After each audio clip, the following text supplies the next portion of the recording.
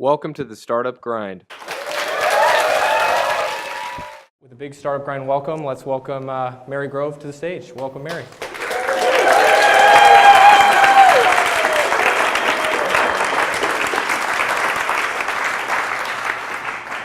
Thank you so much, everyone. It's really wonderful to be here.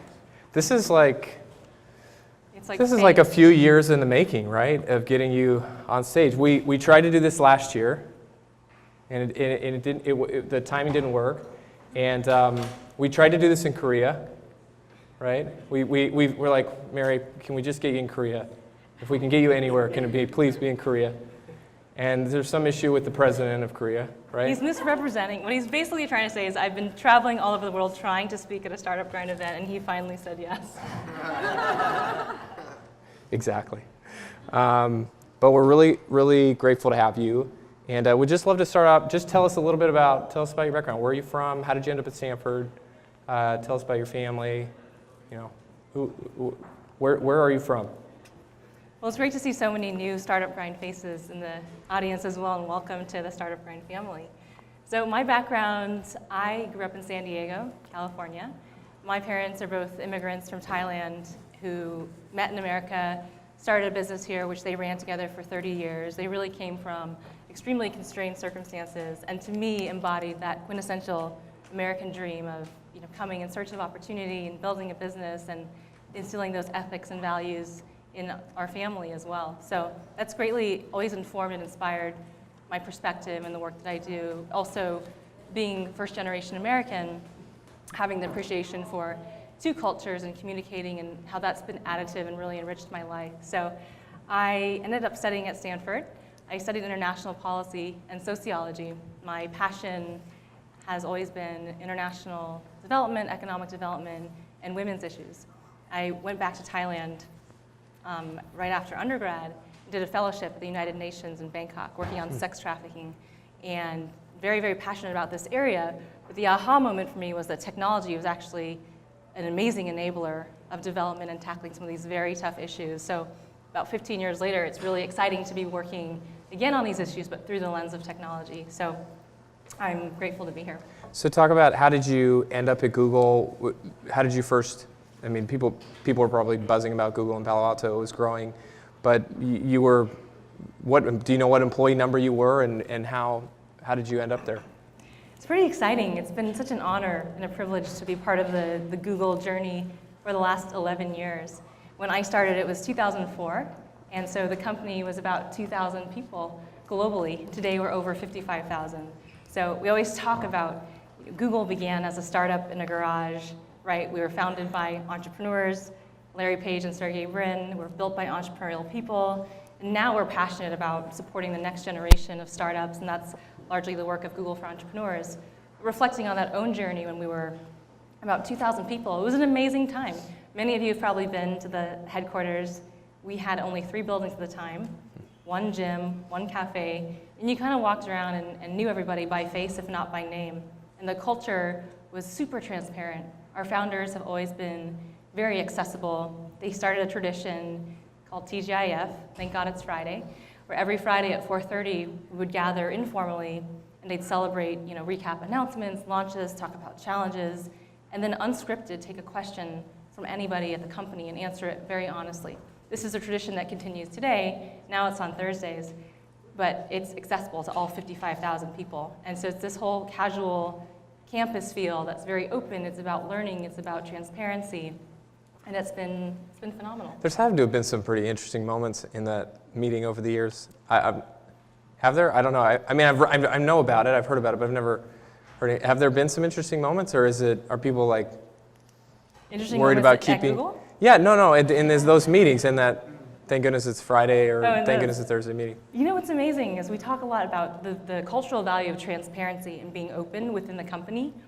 It's 2 levels. One is being open within the company. So at Google, my experience has been all sorts of confidential information is completely accessible to all the employees. You can join any meeting, any list, or you can find it in the intranet. Similarly, at TGIF, we're very open about extremely sensitive things, and it doesn't leak. If you instill that sense of trust, people really respond well. And the same value applies externally to the products that you're building, be as transparent or share as much as you can. And one example is Google search data. Has anyone here used a product called Flu Trends? This was something that launched a few years ago. There was a massive rise in the outbreak of the flu. And some engineers thought, they hypothesized that when people aren't feeling well, they go to Google and they search for terms, cough, sniffle, whatever the symptoms are. And if you looked at that trends data in an anonymized fashion, could you actually tell where there's a spike in queries and predict where the flu would go next and prepare the CDC and other centers to have the right supplies? And it turns out it was true. So that's an example of where transparency of data can be super helpful. Our hashtag tonight is hashtag SGWomen and at Mary Grove on Twitter. At Derek J. Anderson. And that. Tell me about, so when being an early employee at Google, you worked with all sorts of really incredible people. David Drummond, who's a very senior person at Google, you worked with him. You worked with some of the early investors of Google. Tell us about Megan Smith. I know you worked the current CTO of the United States. Tell us what role did you have working with her? What was she like? How has she kind of evolved and changed over the last 10 years or so? I've been extraordinarily lucky to work with so many great mentors and leaders. David Drummond, you mentioned, Megan Smith, Bill Maris, some of the great mentors in my career at Google. Megan is an incredible person on all levels, just thinks outside the box, is an extraordinary visionary person, but one of the most down-to-earth, accessible people that I've ever known. So I started at Google very early in my career, and I had worked on the IPO. So I worked on that team for about a year, and Google was so small that our team sat together in these open cube areas, and I sat next to Megan. And Megan at the time was running most of our M&A, so brought in a lot of the early acquisitions like Picasa, Keyhole, which Google Earth, right? A lot of these amazing acquisitions. I sat next to her in a few relevant teams. So one day I was really interested by what was happening on the product side, the business side. And so Megan moved over in a role to lead business development. And they called the team New Business Development. And at the time, it was only 4 very seasoned, experienced people. And so I raised my hand and said, I'm interested. Can I help you out? I'll take notes in your meetings. Is there the grunt work that you need? So she took a bet on me a year into my time at Google, and she hired me. And so I was sort of the shared junior resource on the team and got to work with all 4 deal people on every deal. This was the team that was then the catch-all for everything non-product and engineering at Google. And so it's an interesting way of all of my best decisions and evolutions have always been nonlinear. But a fun anecdote was I had been sort of moonlighting on the side with this role with Megan, and Chris Sacca, who's now a very active angel investor, was a mentor to me who sort of brought me to Megan and said, Mary should help out on some projects. So it's her final day, she's in the parking lot, she's about to go on maternity leave, she's about to get in her car, and she just turns to me and says, oh, by the way, you should join the team, you're hired, I'll see you in 3 months. And so that's how it began. You joined that day, or in 3 months later you joined? I joined that day, and she returned in 3 months. Okay, wow. How do there's this whole battle, not a battle, but people are talking about this idea of like, do I start a startup, do I join a startup and become part of the next Google, become part of the next Facebook, or do I try and make it happen on my own? And I guess that decision of, your decision, I don't know, it'd be interesting to know if you ever wanted to start a company, but that decision of picking Google versus picking, 100 other companies that you could have picked. Why did you pick Google? What was your process in how you made that decision versus maybe the specific things about Google, but that could help people that are trying to make that decision of starting their own company or maybe going to work with a Dropbox or a Pinterest or a Stripe, one of these companies that are on their way up? I think it's a great question. For me at the time, 2004, Google was a very different company at the time. Right? We had barely launched, Gmail was in beta at the time. We didn't have, think of the products we have today, Chrome, Android, Google Docs, the whole productivity suite. None of that existed. It was search, advertising, and a very small number of products. So it wasn't the large, well-known household name that it was today. It wasn't also a completely unknown company, but I felt I completely bought into and sold on the mission and the vision and the way the founders articulated it and their sincerity of the mission that they wrote back then, 17 years ago, right? Google's mission is to organize all the world's information, make it universally accessible and useful. And there's so much loaded into that one sentence that really sky's the limit. Over time, that has developed into an open source operating system, an open source mobile, a browser, Project Loons, driverless cars, a contact lens, opening up physical buildings for startups around the world, things that I've never thought that one company could do, and that company being Google would do. And so I think it's, what do you want? How do you want to spend your time? I have never left Google. To your question, in the last 11 years, I work with entrepreneurs all the time. I love what they do. There's so many products and companies I think are so exciting and so inspiring. For me, I'm obsessed and attracted to the scale at which Google has the potential to have impact and the opportunity for us from day one to have impact on millions, hundreds of millions of users potentially. It's really infectious. Tell us about Google for Entrepreneurs. What is Google for Entrepreneurs? What is its mission? How does it work inside of Google? Sure. So when I was on Megan's team earlier, I talked about new business development. At the tail end of that, I was based in Zurich, looking after emerging markets outreach. And in that, we were looking at how to increase access in these markets, how to get more content created from these regions. And the third bucket was entrepreneurship. So it was how do we work with students and developers and universities and the ecosystem that's there to help empower them. So I moved back to Mountain View about 5 years ago now. And we were having all these conversations. At the time, Google Ventures had launched a venture capital fund focused on direct investment in startups in the US. And our executive team said, well, what about everything leading up to direct investment, and what about globally? We're doing it in an organic way across Google, as is our way. We really want to organize this and formalize it. So we started a startup. It was just me 4 years ago, and I'm extremely proud of the amazing people, the team that we have, the work that we're doing. So our mission is to bring together startup communities and to create spaces for entrepreneurs to learn and work. And bring together startup communities to us means to back the leading organizations in the world at every stage of the entrepreneur's life cycle, from groups like Startup Grind, who are helping inspire, to groups who are helping accelerate and educate, to later stage companies need access to capital and access to global markets. So we're trying to build that infrastructure, literally build the physical infrastructure, and then also partner with the best in breed. So we have 45 partners who are active in 130 countries. We have worked with about 300,000 entrepreneurs. We run our own suite of physical spaces called Campus, which will soon be 6 around the world. And we partner with 24 physical space partners. We're really trying to build this inclusive community. And I view my role as to bring the best of Google's resources. That means capital, that means products and technology, that means mentorship, that means our talent into communities and try to knit them together. I probably get asked this question more than almost any other, and it is, what can, it's kind of a selfish question actually, but what can Google do to help my startup? Like what is Google going to do to help me? And what's your answer to that, Derek? I say good, you should ask Google. No, I think, there's some direct things that Google does that helps entrepreneurs, like this, Google Cloud, $100,000 credit that Google gives startups that we are a participant in, and many of our startups are a participant in. And then there are other things like, a Startup Grind or a Startup Weekend or an Up Global, or, these things aren't really, in a lot of ways, aren't possible at the scale they're possible without Google. So you coming here tonight say, well, how does Google help me? I would say, well, you're at Startup Grind, so Google's participating in that and making that possible. But pose it to you. What does Google do? How does Google help my startup? So our mission and our mandate are truly global, right? There's nowhere, no city, no region, no country in the world where we don't want to be helping and supporting entrepreneurs. So the question for our team then becomes, how do we do that in a scalable but truly sustainable way that's not about a one-time event or a logo on a website?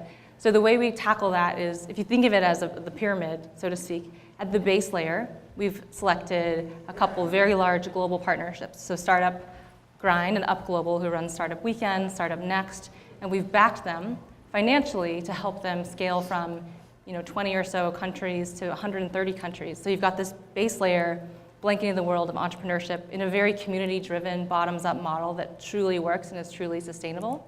So that's part one.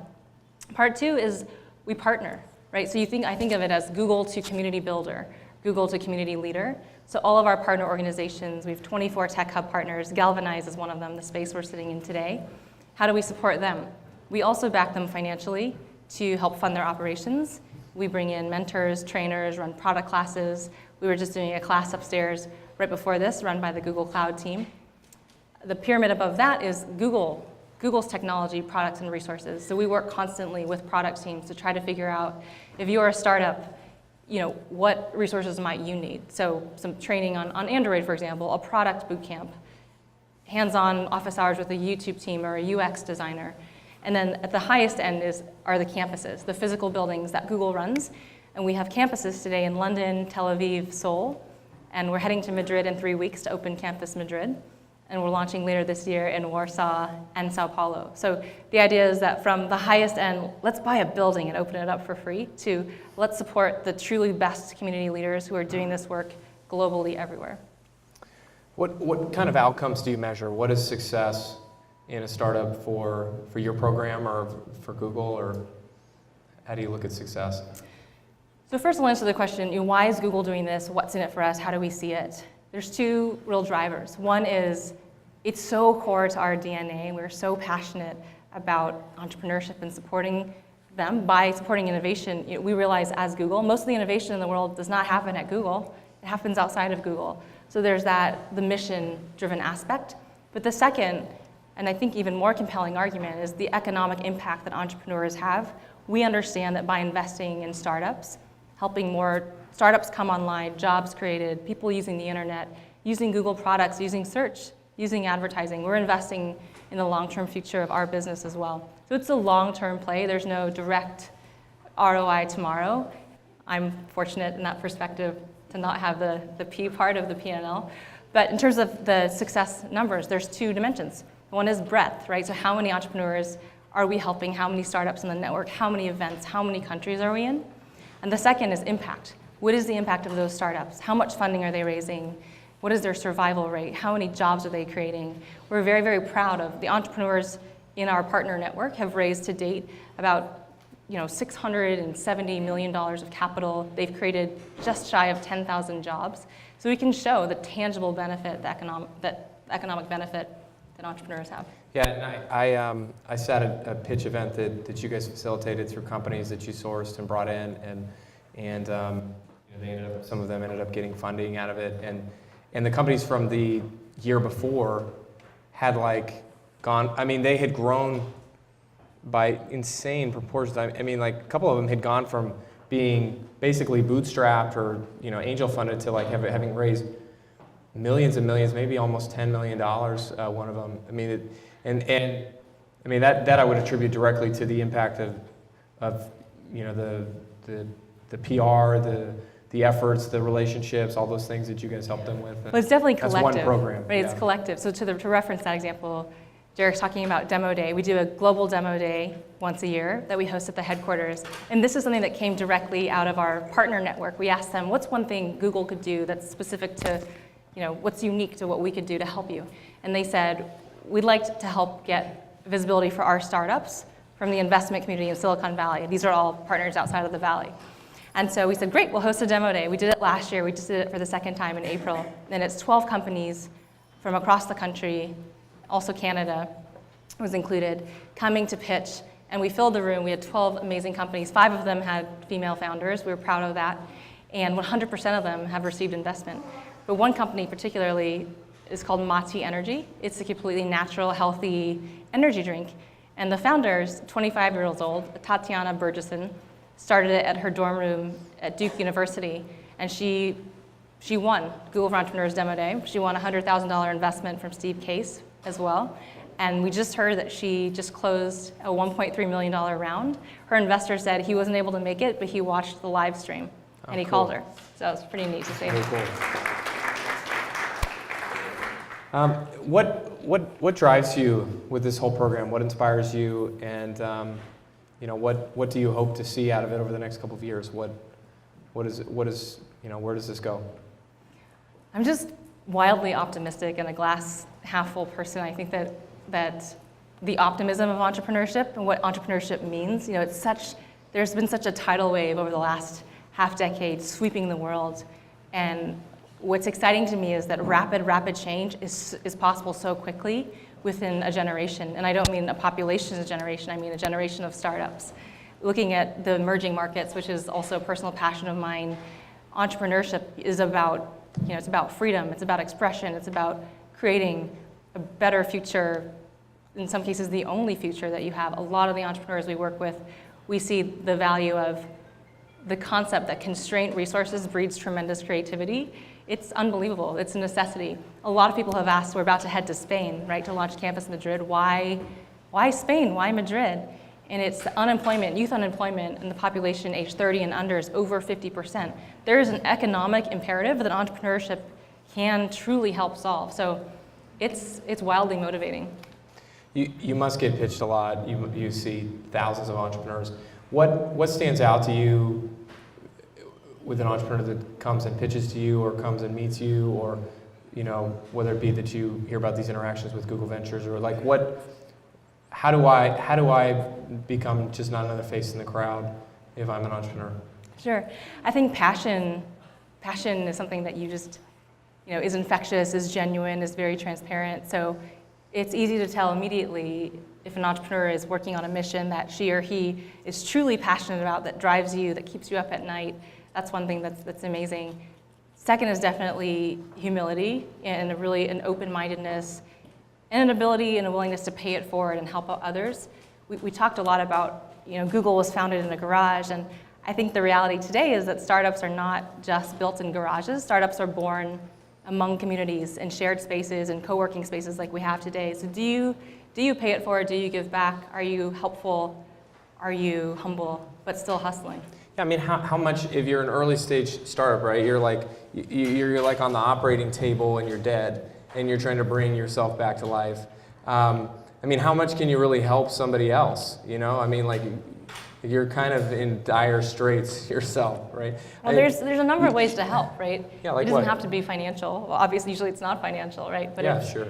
It's our business is a people business. It's very community driven. It's very much about relationships and opening up doors. I've been so impressed by, one of the things I think is very special about Silicon Valley is this openness, this pay it forward mentality. I've met so many people for a half-hour coffee where they've therefore then introduced me to 5 or 6 people. They don't really know me that well, but it's somebody who can help me in some way, and always want to try to do the same. Yeah, this idea that, like, even though you are in this situation, that if you just look outside of yourself, if you look at, and I think that's one thing that we've tried to do here with Startup Grind is to say, don't pitch your brains out to everyone. Like, look at the founder sitting next to you and say, how can I help you? And what can I do for you? And if you do, it'll end up coming back. It'll end up helping you much more than you help them. But just take that mentality of I'll help everyone at every place in the road, and eventually that's going to come back around and support what I'm doing. Completely. Let's talk about physical spaces. Who's been in a Google campus? Okay, wow. Really? Where have you been? Shout out what cities you've been in. Flex, CSFO, LA. Whoa. Okay, not those. Okay, the campuses, the Google campuses. So they've got one in Tel Aviv, London. Raise your hand if you've been to one of these places. Tel Aviv, London, Seoul, Warsaw. It's confusingly named and intentionally so, right? Because campus generally refers to university campus, the college campus, a workplace campus like a Google campus. But it's supposed to evoke that the aspiration is it's a place of learning, it's a place of connection, it's a place of shared context. And so many of you likely haven't been, but we would encourage you to go. One of the things that we have is this global passport. So if you're a member of Galvanize or any of our other partner spaces, you can work for free from any campus or any partner space around the world. Our mission is to help you go global, access new markets from day one. So if you're sitting here and you're curious to enter the mobile market in Asia or the fintech market in London, please definitely take advantage of that. Yeah, what's special about them for those that haven't been there, that haven't been to a campus? Why did you build them in the first place, and what is special about them today? Why do they need to exist? So we first launched Campus 3 years ago as an experiment, and it was the notion that there's the rise of physical spaces, of tech hubs opening all over the world. In our hyper-connected online communities, the importance of connecting offline in person in the real world is so important still, and increasingly more so in our global economy. So campus is not a Google office, it's not a Google incubator. You can think of it as Google providing a container. So on average, it's about a 20,000 square foot building, which we provide completely at no cost to the community. And then we bring in the best elements of the local ecosystem. So we have a cafe that's open, membership is free. You can sit, work for an hour, you can come every day, have a meeting with an investor. Many entrepreneurs we know have met their co-founder, serendipitously just working in the cafe. The second component is event space like we have today, especially in cities like London and Seoul. Event space is super expensive.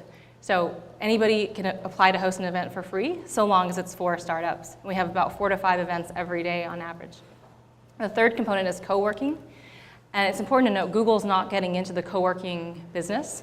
So we're not trying to compete with a local market. It's bringing in the best partners. So in London, it's Tech Hub. They come in, they run their business. You can rent a desk, you can rent an office if you're a growing team. The fourth component is educational resources. So in London, for example, it's Seed Camp, the largest micro-seed fund and accelerator across Europe. Their operations are based there. And then we have room for Googlers, as we call ourselves, to come and do mentorship and classes. In London last year, we had over 1,100 hours of mentorship on a whole variety of topics. So the goal is it's a hub, it's one roof, where you can capture all the excitement of the ecosystem completely for free.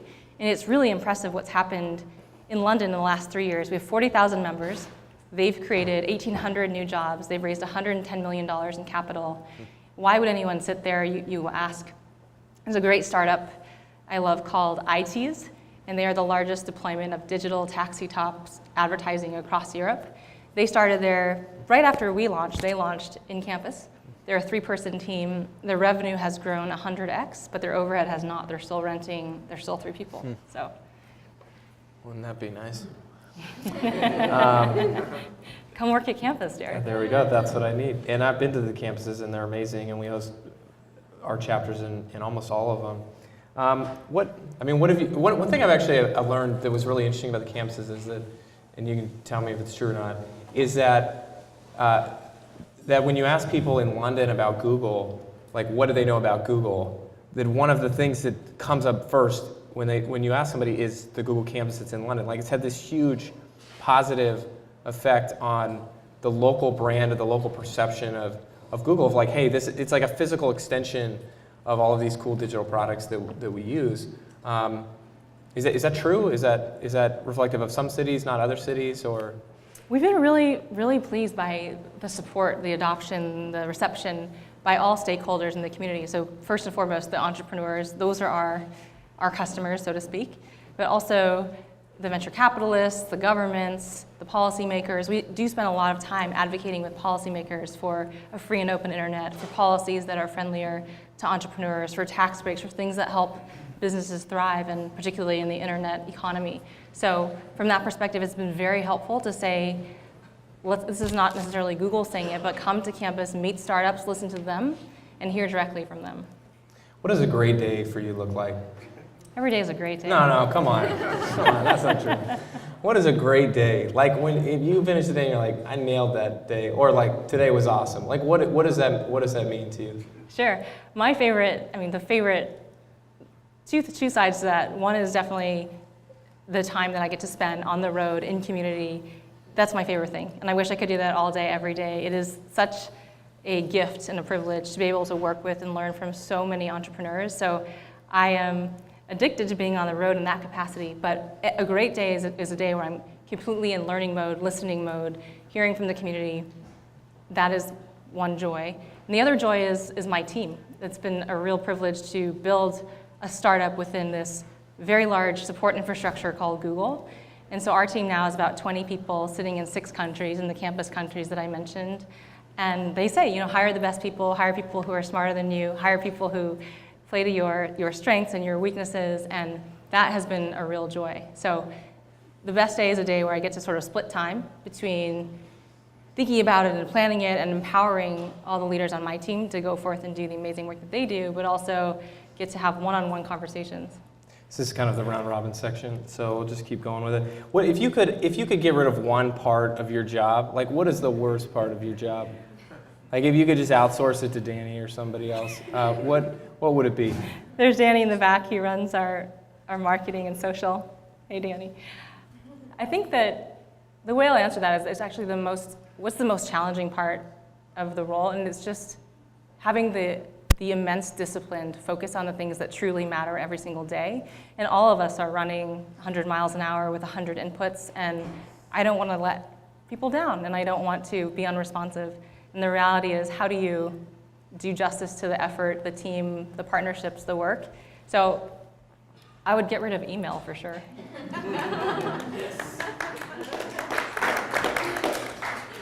Maybe you could talk to the Gmail team and the 900 million users that they apparently have. What were you like as a child, Mary? Can you answer that one? We're jumping around a little bit. I love it. I was super, super shy as a child. So as I mentioned earlier, my parents came from Thailand, and we only spoke Thai in the household. So English is my second language. I'm incredibly grateful for that fact now. But I started kindergarten. I never interacted with kids my age. I was so painfully shy. It was amazing. Everyone now who knows me says, what happened and how can we sort of quiet that down a little? But I don't know, I loved to read, I loved sports, I loved my family. We're very tight-knit, and I think having my parents ran a small business together, and family was so important to them, they never wanted us to stay, to not be with them. So after school, it was go to my dad's office and start working on helping create new patient files, or they would go to a continuing education seminar, and we would go with them. And at the time, I didn't love it, but in hindsight, it was the best possible thing. It was the best way to grow up and just be behind the scenes of seeing a business firsthand. At Mary Grove, our hashtag is SG Women, and I'd like to talk about this for a minute and this discussion around women in technology and how we can reduce the gender gap. The first thing is, your team. You mentioned your team. I can validate that you have a great team, and I even tried to poach one of them one time. Sorry. I didn't let you. I don't know if she did. I know. It's like Google or Startup Grind. It's like, dang it. It's like we do free food once a month. It wasn't you. It's not you. It's not me. It's not you. It's me. That was the answer he gave me. But the majority of your team is female, and so I guess the obvious question is, what do you have against men? You clearly don't like men. We're looking for a few good men. There you go. It's hard to find. How have you done that? We have so many people that, and that's different from Google overall. That's different from basically any technology overall. I couldn't think of. There are a couple of startups that I know that maybe share a similar ratio, but of all the startups that I've ever heard of, I could only think of a handful, one or two, outside of your team. So, how did you do that, and why did you do that, and tell us about it. At the heart of it, it truly is about hiring the best person for the role, regardless of who he or she, if it's a he or a she. That said, it's very important to make sure that we tap a diverse pool of talent, diverse in every sense of the word. A lot of our team, as is the growth of many teams, I imagine, is based on referrals, right? It's I have worked with this person, I can vouch for them, who is a part of that community. And so I was very, very fortunate. We have a number of talented women. We've never had a shortage. You joke about it, but I've worried in the reverse of we need to have a gender equalized team. We do need to bring men and women both as we expand the team. I think there's so many things that we can do as employers, as managers, as hiring managers to make sure that we're looking at an expansive pipeline. What does Google for Entrepreneurs do to change this problem?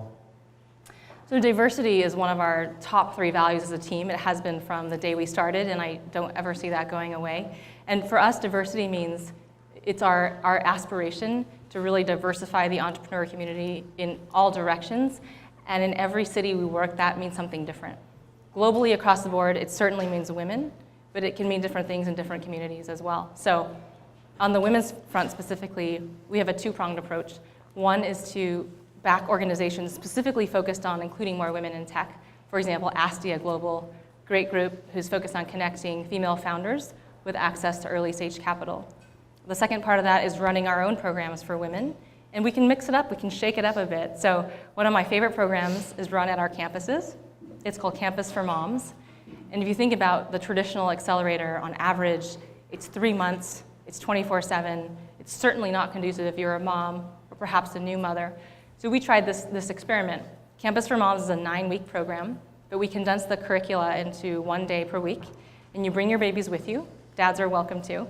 And we have crying rooms, feeding room, play rooms. We build it together. And the results have been extraordinary. We're running this in Tel Aviv, in London, in Madrid. We're about to launch it in Seoul. And it's wonderful. It shows me you can rethink the shape of the definition of accelerator. And the second part of what we do is, I've talked so much about our global partner community because I love the impact that they're having. We've been working with them on ways to affect incremental change across the entire partner network. So that's 45 organizations working in 130 countries. Last year we ran a campaign together called 40 Forward, and Derek was a huge part of that. We went to our community and said, here's an extra $1 million of our budget this year. We're going to allocate towards female-focused programs. You partners, in addition to what we're already doing together, if you have an idea for a new program or a change to your existing program, submit for some funding. Our goal collectively is to increase representation of women across our communities by 25%. That's a pretty ambitious goal. That means if you're at 10% now, can we be at 35, right? So when we started this, we were at 28% female representation across the entire global community. At the end of the year, we were at 36%. So great change in the right direction. Still a lot of things to do, but we're learning. We're learning a lot about what are the reasons for that change, and it's super interesting data. I think too, just I'm an action person. I'm not to talk a lot about things, but I think the visibility that you came to us and said, hey, we're going to do this program. What can you all do? That really, that really allowed us to motivate our community and to come up with ideas. I think from Startup Grind's perspective, we've tried at our conferences and things like that to have minimum of 40% female speakers, which we can do better. But compared to other tech events, that's dramatically 5x better in some cases than what they're doing. And really, this came about when a member of our team joined, who her name is Carly, and she started talking about this, and she's like, hey, we really could do a better job at this. And it wasn't that, just we hadn't been thoughtful about it, and I take full responsibility for it. And as soon as we had it was like, oh my gosh, do you know who she is? Like, why hasn't she spoken? And why hasn't she spoken? Why hasn't she spoken? Why isn't she? And these are like we could do the whole event with just women. Again, we feel bad for the men too. So, but But you guys had an amazing month of May. So Startup Grind is one of the best case studies of this 40 Forward program. They said, we launched it in May. So they said, we'll make May Women Take the Stage month. And I think, Derek, you told me that was the single highest number of events Absolutely. with the single most attendees globally ever for Startup Grind. It was. And it still is. Until hopefully this month we'll eclipse it from last year. But it's still our, it was like this huge, blip that we went back to reality. So we should do every month, female month. That's what I should have learned from. Now I just realized that, just saying it out loud, I'm an idiot. Yeah, but a neat part of that conversation was that. Yeah, every day's Mother's Day. Was that though? I think it's important to have this concerted effort. But I was talking with a chapter director in a different country, and he said to me, "Will you be in an X city in the month of May?" I said, "Unfortunately, I'm going to be in Asia and the U.S." And he said, "Well, it's too bad because we could have you as the speaker." And then he paused and said, "Well, I guess it doesn't have to be during Women's Month. It could be any month, right?" So it's part of that shifting the mentality of just jiggering the system. That's right. Yeah. We're going to take questions from the audience. Again, hashtag is SG Women. What as a very early stage entrepreneur or startup team, how can I be helpful with it? How can I benefit from this? How can I integrate this into my culture? Because it's so hard to get anyone, male or female, alive or dead, to believe in what you're doing. And I hope you might want to rethink the idea then. Because it's true. Well, at least it was true for me. Yours is probably taking off, I'm sure. But what do you do? Because it's like you said, I would need to find the best person who's the right fit, but I also want to be part of, I want to be part of the solution. I also want to get all the benefits from being part of the solution. So what do I do? How do I attract how do I attract great women to join my startup? How do I diversify my team? Like what can I do when I'm just nothing, when I'm just like right at the beginning? We should look at the data, because I think the answer to that question is in the data. We know that, if we look at, so women are starting companies in the US at 1.5 times the rate of men. So there's no lack of talent, there's no lack of there's partially a pipeline issue, but there's also, the talent is there as well. Where that drops off is that only 5% of venture-backed startups are led by women. So there's a huge drop-off in that in-between period, right? But if you look at how do gender-balanced teams perform? They perform better. The data shows us that gender-equalized teams, when they go public, for example, when they IPO, they have 30% higher valuations on average. So it's not necessarily that women are making better decisions than men. It's the gender-balanced teams are leading to better outcomes.